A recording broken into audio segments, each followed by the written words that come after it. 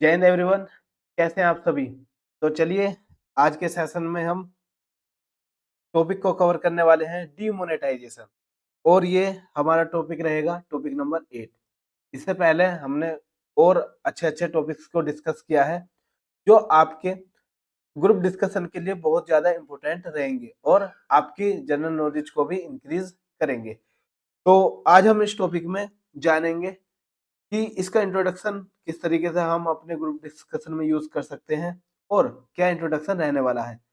Demonetisation India की demonetisation आखिर होता क्या है, इंडिया में ही कब हुआ और क्या इसके रीजन थे, इम्पैक्ट ऑफ डिमोनेटाइजेशन, क्या क्या उसके असर हुए समाज पर, सोसाइटी पर, और क्या पर्पस थे जिसकी वजह से डिमोनेटाइजेशन को लागू किया गया और क्या उसका रिजल्ट निकला। क्रिटिसिज्म एंड चैलेंजेस, क्या क्या चैलेंजेस और क्रिटिसिज्म फेस करने पड़े गवर्नमेंट को और डिमोनेटाइजेशन करने के बाद। की एस्पेक्ट्स ऑफ डिमोनेटाइजेशन क्या रहे, और लास्ट में वही हमेशा की तरह कंक्लूजन के क्या कंक्लूजन निकल कर आया। तो हम सभी एस्पेक्ट पर बात करने वाले हैं दोस्तों। सेशन के लास्ट तक जुड़े रहना और देखना कि किस तरीके से एक गवर्नमेंट का डिसीजन एक पूरी सोसाइटी को इम्पैक्ट करता है और क्या क्या रीजंस होते हैं एक डिसीजन को लाने के लिए। यदि आपने चैनल को सब्सक्राइब नहीं किया है तो सब्सक्राइब कर लेना ताकि आगे आने वाली वीडियोस की नोटिफिकेशन आप सभी को मिल सके। तो चलिए दोस्तों, सेशन को आगे बढ़ाते हैं और उससे पहले मैं आप सभी को बता देता हूँ, यदि आप हमसे जुड़ना चाहते हैं तो टेलीग्राम लिंक आपको डिस्क्रिप्शन में मिल जाएगा, रागीर फॉर यू। और आप इस व्हाट्सएप नंबर पर मैसेज करके भी अपनी क्वेरी बता सकते हैं और जुड़ सकते हैं। तो जय हिंद और वंदे मातरम सभी को। तो हम इन इमेजेस के थ्रू जानेंगे कि क्यों डिमोनेटाइजेशन लाया गया, क्या होता है, ब्लैक मनी के क्या क्या रीजन था, बैन क्यों किए गए, उसके बाद सोसाइटी पर किस तरीके का इफेक्ट आया, नई करेंसी क्या थी, उस सभी को हम आज इस सेशन में बात करेंगे और देखेंगे कि बैंकों का क्या रोल रहा, ब्लैक मनी क्या होती है और मिलियंस ऑफ जॉब्स लोगों ने इस डिमोनेटाइजेशन की वजह से इफेक्टिव देख पाए और डिजिटल इंडिया को कैसे बढ़ावा मिला इसी एक डिसीजन से और नई करेंसी के क्या क्या फीचर थे। तो चलिए दोस्तों, बात करते हैं इंट्रोडक्शन की। इंट्रोडक्शन की demonetisation is the process of removing a currency unit from circulation.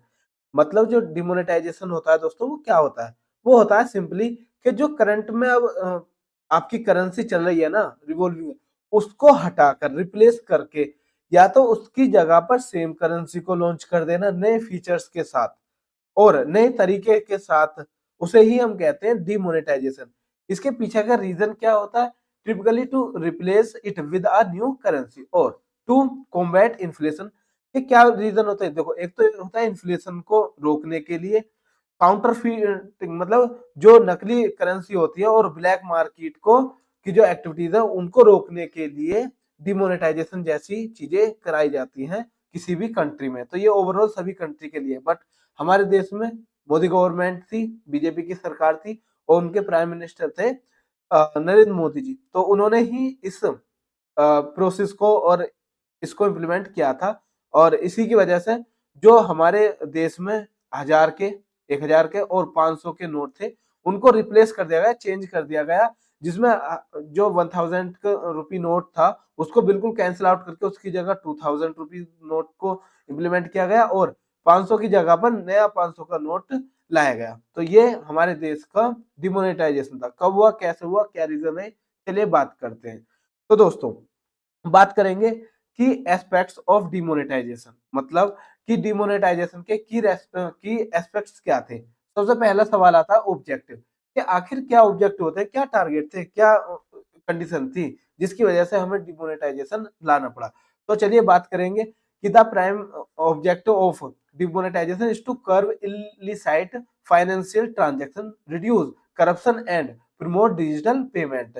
देखिए क्या कहते हैं कि एक तो था जो ट्रांजैक्शन थी ना इलीगल तरीके से, उसको रोका जा सके, करप्शन को रोका जा सके, क्योंकि यदि एक अच्छी करेंसी बहुत सालों से लगातार चल रही है ना तो उसमें कहीं ना कहीं स्टोरेज की दिक्कत आने लगती है कि सब लोग जो बड़े बड़े गलत तरीके से पैसे को कमा लेते हैं तो वो स्टोर कर लेते हैं अपने, मतलब किसी भी एक प्लेसेस पर उसको जमा कर लेते हैं और करोड़ों रुपया करोड़ों रुपया वो अपने घर में ही रख लेते हैं मनी के तौर पर। तो इसमें क्या होता है, वो बैंकों में जमा नहीं कर पाते उस मनी को, जिससे क्या होता है वो टैक्स से बच जाते हैं, क्योंकि गवर्नमेंट के जो खाते हैं, जो अकाउंट्स है, उनमें वो रजिस्टर नहीं हो पाते, जिसकी वजह से उस मनी पर लगने वाला जो टैक्स होता है वो सरकार को नहीं मिल पाता, और जिसकी वजह से सरकार बहुत ज्यादा दिक्कतें फेस करती है। तो इसलिए डिमोनेटाइजेशन करना जरूरी रहता है, ताकि जब नई करेंसी आए तो उस पुरानी करेंसी का कोई भी रोल ना बचे, और फिर वो पैनिक होकर उस मनी को भी बाहर निकालेंगे जो उन्होंने करोड़ों रुपए दबा के रखे थे। ठीक है दोस्तों। और दूसरा कि डिजिटल पेमेंट को प्रमोट करना। अब हर जगह पर आप हजारों लाखों रुपए लेकर जाते हैं तो उससे खतरा होता है चुरने का, और आपकी जान को भी खतरा होता है, और इतनी मनी का आप लिक्विड तरीके से यूज नहीं कर सकते, इसलिए डिजिटल पेमेंट को प्रोत्साहन देने के लिए भी ये कदम उठाए गए। फिर बात करेंगे प्रोसेस। प्रोसेस क्या होता है? देखिए, demonetisation involves the withdrawal of a specific currency, denunciation from circulation and usually with a short notice period. मतलब थोड़े से ही समय में, एक कुछ ही टाइम गैप दिया जाता है। मान लीजिए 30 से 40 दिन के दौरान जो पुरानी करेंसी है उसको आप चेंज करके नई करेंसी में आप बदल सकते हैं। तो ये शॉर्ट पीरियड होता है, क्योंकि यदि लॉन्ग पीरियड दिया जाए तो जो ऑलरेडी ब्लैक मनी थी उसको व्हाइट में कन्वर्ट कर दिया जाएगा इलीगल तरीके से। तो आई होप आपको ये दोनों पॉइंट समझ में आए हुए होंगे कि डिमोनेटाइजेशन का क्या मतलब होता है, ऑब्जेक्टिव और प्रोसेस क्या होता है। चलिए नेक्स्ट एस्पेक्ट पे बात करते हैं, वो है इम्पैक्ट। कि आखिर डिमोनेटाइजेशन का इम्पैक्ट क्या होता है? देखिए, demonetisation can have both positive and negative impact on the economic including. देखिए, जो हमारा डिमोनेटाइजेशन होता है उसमें दोनों ही तरीके के इफेक्ट देखे गए हैं, इम्पैक्ट देखे गए हैं, वो है पॉजिटिव और नेगेटिव। देखिए दोस्तों, यदि आप इसी सेशन की पीडीएफ को डाउनलोड करना चाहते हैं तो लिंक डिस्क्रिप्शन में है, आप वहां से डाउनलोड कर सकते हैं, ताकि आप इसे आसानी से रिवाइज कर सकें और इसको मेमोराइज कर सकें। जब आपका ग्रुप डिस्कशन हो तो वहां पर आप आसानी से बता सकें, या फिर यदि आप अपने नोट्स बनाना चाहते हैं तो वो भी नोट्स बना सकते हैं। तो देखिए क्या क्या एस्पेक्ट होते हैं। रिड्यूस्ड काउंटरफीट करेंसी, मतलब जो नकली करेंसी होती है ना, उसको खत्म करने के लिए अब यहाँ पर आप न्यूज देख पा रहे होंगे कि 24 लाख के नकली नोट जब्त। मतलब जो करेंसी सर्कुलेशन में होती है देश के, उसकी नकली डाइज बना दी जाती है और नकली नोटों को छापकर बाहर मार्केट में निकाला जाता है। एक बहुत बड़ी मतलब यूनिट होती है, बहुत सारे लोग इससे जुड़े होते हैं करप्शन की तरफ। तो इस तरीके के इसे रिड्यूस करने के लिए, इसे खत्म करने के लिए डिमोनेटाइजेशन किया गया।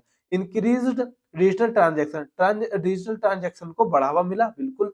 और आगे चीजें बढ़ी ताकि आप कैशलेस हो सको, सिर्फ फोन से ही सारे काम हो सके और डिजिटली आप ट्रांजैक्शन कर सको डेबिट कार्ड, क्रेडिट कार्ड के through.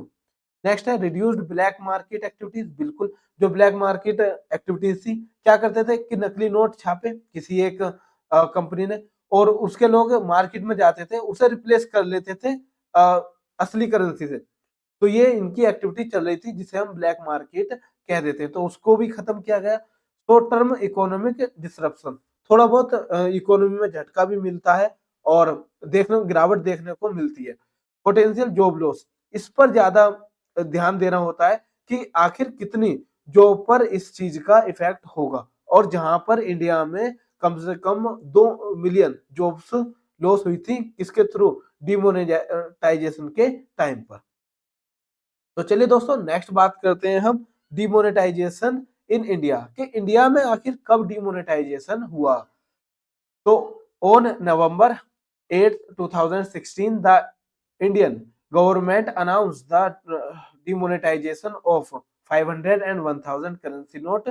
The move aimed to, देखिए, जो हमारे देश में डिमोनेटाइजेशन हुआ था वो हुआ था आठ नवंबर 2016 को, जहां पर आपको 500 और 1000 के जो करेंसी नोट थे उनको बंद करके नए करेंसी नोटों को इम्प्लीमेंट किया था। इसके लिए कुछ टाइम पीरियड दिया था कि इस टाइम में आप चेंज करा सकते हैं बैंक से, और वो भी कुछ लिमिटेड तरीके से। ऐसा नहीं है कि आप 1 करोड़ ले गए और 1 करोड़ चेंज करा लिए बैंक से, फिर तो आपको ये लिखित रूप में देना होगा कि आपके पास 1 करोड़ आए कहाँ से। तो इसलिए गवर्नमेंट का ये कहना था कि इससे ब्लैक मनी जो होगी वो बहुत ज्यादा हमारे सामने देखने को मिलेगी, और जो भी ब्लैक मार्केट चल रही थी उसको खत्म किया जाएगा। तो सबसे पहला पॉइंट आ गया कि कॉम्बैट ब्लैक मनी, जैसे हम बता चुके हैं, reduce illicit financial transaction and corruption, तो जो करप्शन हो रहा था उसको रोका जा सके। नेक्स्ट बात करेंगे दोस्तों, वो है प्रमोट प्रमोट डिजिटल पेमेंट, मतलब जो डिजिटल पेमेंट है जैसे यूपीआई वगैरह हुआ, पेमेंट ऑनलाइन करना, उसको बढ़ावा मिला। तो encourage the use of digital payment system such as mobile wallets and online banking. इससे सबसे आप अपने मतलब फैमिलियर हो पा रहे होंगे, क्योंकि 2016 से पहले बहुत ही कम लोग यूपीआई या फिर ऑनलाइन ट्रांजैक्शन करते थे, बहुत मिनिमम रेट था, बट उससे इंक्रीज होते होते और अब देखिए 2025 में कितना इंक्रीमेंट हो गया कि ऑलमोस्ट ऑलमोस्ट सभी लोग यूपीआई का यूज करते हैं और ऑनलाइन ट्रांजैक्शन करते हैं किसी न किसी रूप में। नेक्स्ट बात करते हैं रिड्यूस काउंटरफिट करेंसी।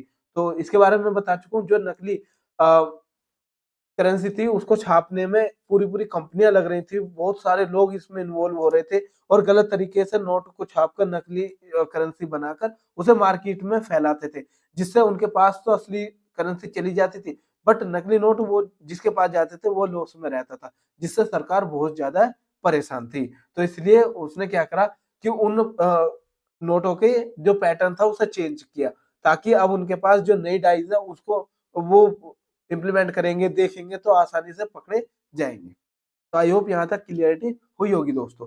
तो नेक्स्ट बात करेंगे हम, नेक्स्ट है हमारा इम्पैक्ट ऑफ डिमोनेटाइजेशन इंडिया। भाई इम्पैक्ट की बात करते हैं, कहीं ना कहीं मैं पर्सनली बताऊं तो ये बहुत नेगेटिव डिसीजन हुआ, साबित हुआ। वैसे तो कहीं ना कहीं एक पॉजिटिव वे में इसको स्टार्ट किया गया था कि जो ब्लैक मार्केट है उसको रोका जा सके, ब्लैक मनी को बाहर निकाला जा सके, जितना भी पैसा लोगों ने मनी के तौर पर और नोटों के तौर पर दबा के रख रखा था। आपने शिवाजी द बोस देखी होगी, जिसमें लास्ट में आप आसानी से देख पाते हैं कि कितना सारा पैसा वो बिल्डिंग में रखता है। तो उसी तरीके से उसको खत्म करने के लिए ये डिसीजन था, बट जो हमारे यहाँ पर क्या थी उस पर बात करेंगे कि शॉर्ट टर्म इकोनॉमिक डिसरप्शन, मतलब इकोनॉमी में भी असर आया कैसे।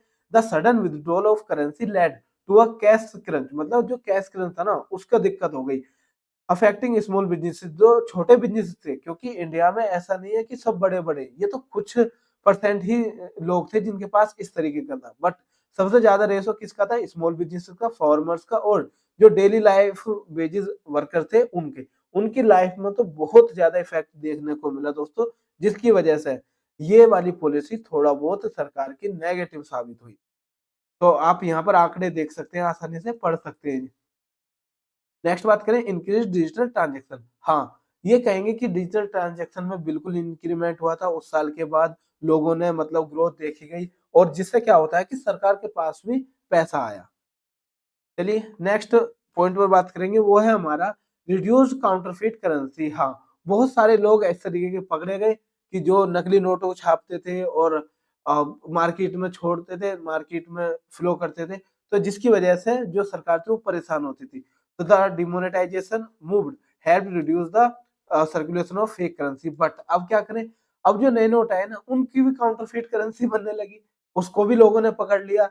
जो इलीगल वर्क करते हैं उन्होंने भाप लिया कि हाँ इसके भी नकली नोट छापे जाएं, और वो भी बाहर आने लगे। तो इसके लिए भी कुछ ना कुछ स्टेप अब उठाने पड़ेंगे। तो आप भी यदि कोई करेंसी नोट यूज करते हैं या लेते हैं तो उसको एक बार चेक कर लें, उनमें कहीं ना कहीं लूपहोल मिल ही जाते हैं यदि नकली होते हैं तो।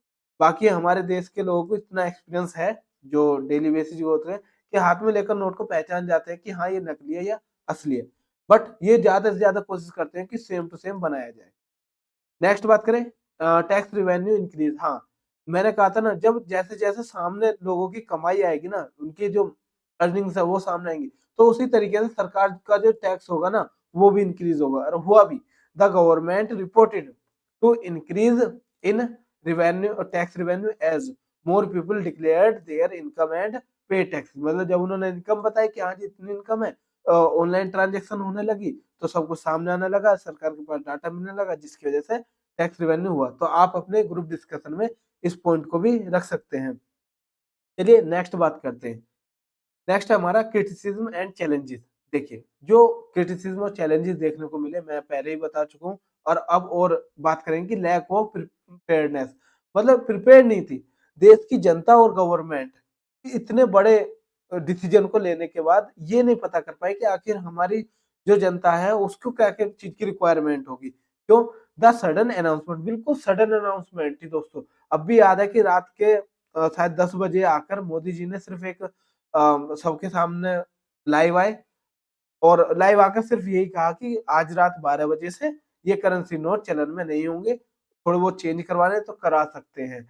Implementation of demonetization led to widespread chaos and disruption, मतलब बहुत ज्यादा डिसरप्शन देखने को मिला क्योंकि जो बैंक थे उनके पास खुद स्टोरेज नहीं था नई करेंसी का और बहुत सारे लोग लाइनों में लगते थे, परेशान होते थे।